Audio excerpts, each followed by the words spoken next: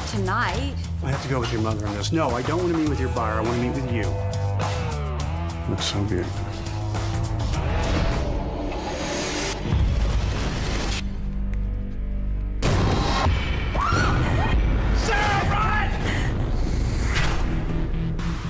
This is my house now. It's my house, it's my rules. Daddy's home. Don't you just love surprises? What do you want from us? I don't know. Why don't we start with everything you got?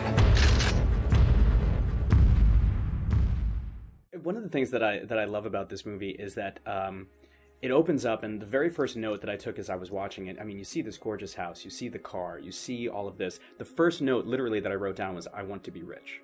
I wish I were rich. And then about 20 minutes in, 25 minutes in, I went back and I scratched that out. Some problems. Yeah, no, there's definitely more problems. Yeah, what was so great is you see these people with no money trying to take these people's money who apparently have money and no problems.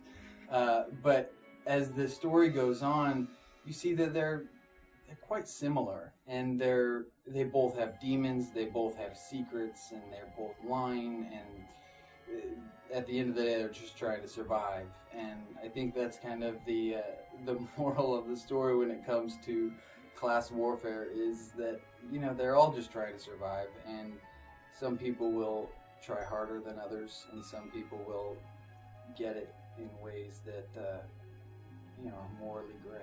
Mm-hmm.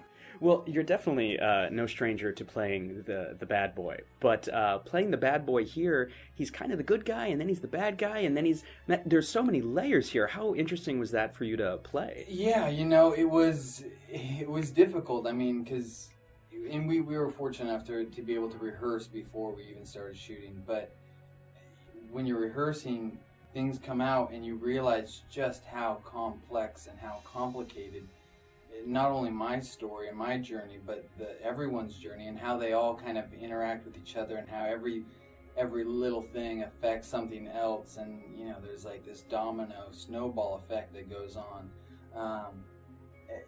I don't even remember what your question was. But well, just playing him in so many layers. He's good, he's bad, he's... Yeah, you know, and what was we so feel great, bad for him, we don't. What was so great is that he always, even though you find out things and everything kind of gets squirrely, but there was always one thing on his mind, you know, and it got more obsessive as time went on, but it was literally, he was going to be the savior for Nicole, and his obsession,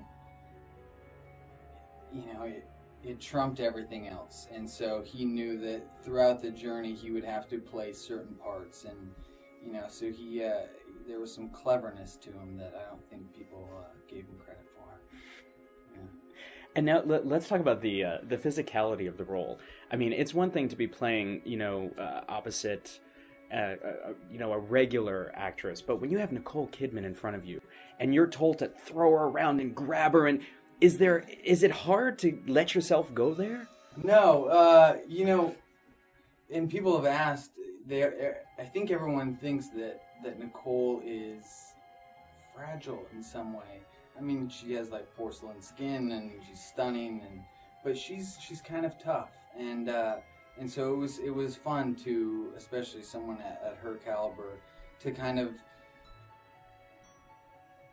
let it be okay that we take it to that next level and really kind of dive in. I mean, if we're gonna do it, we may as well do it right. And so that was kind of across the board throughout the entire movie. Everyone had just kind of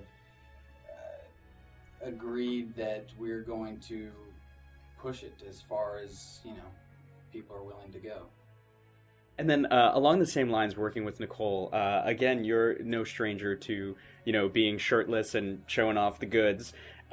Is it a different experience when you've got that scene where you're coming out of the pool and you're looking all sexy and abtastic, and then you have to go up to Nicole Kidman, and is it any more? Are you any more self-conscious when there's an actor of that caliber receiving? You know, I think I was actually less nervous, and that's just to say how much of a professional she is, you know, because, you know, when you're working with less experienced actors and actresses or younger people in general, that seems like it could be more of an issue, or there might be more, I don't know, gray area. But, you know, Nicole, it was a job, and she made it clear that it was a job. She showed up to work, and, you know, it kind of takes all the pressure off of me and not having to, you know, and so we could actually just focus on telling a story and doing our job. And so there's never any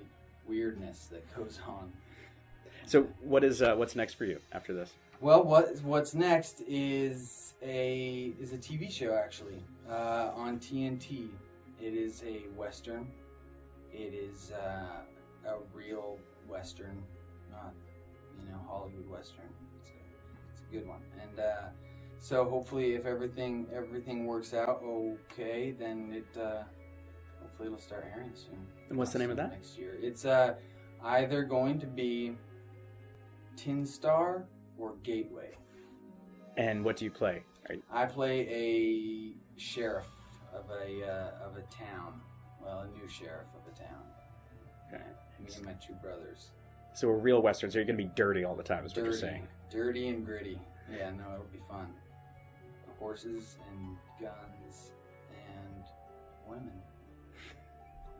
That's good. That's a good job. Awesome. Cool. Thank you so much, man. Thank Really you. appreciate it. Thank you. There's money here.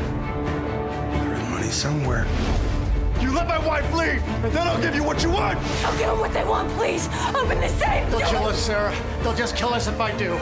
You're gonna put your thumb on that thing sooner or later. Only question is whether it'll still be attached to your body. We saw you sign for diamonds, lots of them! My baby brother and your loving wife. That's why we're here. That's why we picked you. If you save her, I'll do anything you want. You know that, don't you? Open the safe. No. Nicolas Cage, Nicole Kidman,